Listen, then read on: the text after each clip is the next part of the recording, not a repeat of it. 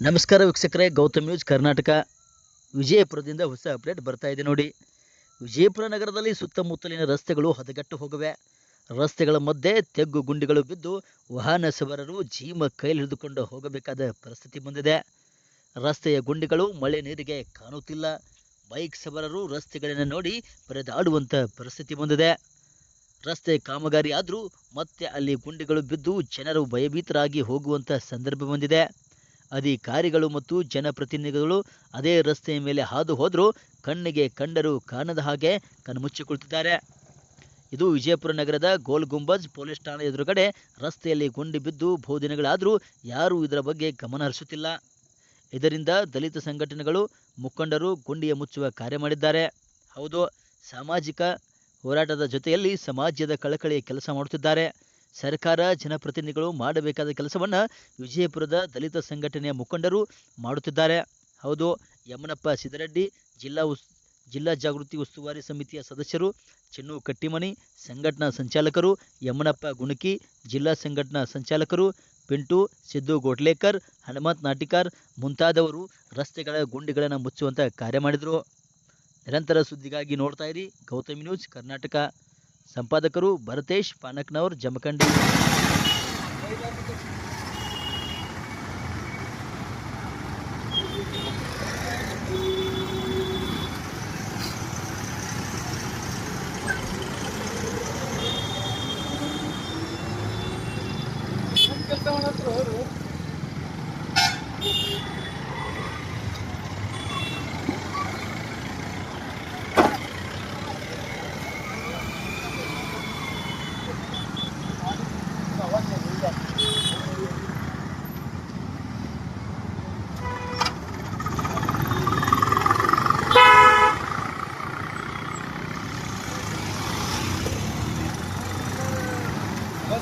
Return ಹೊಡಿತು.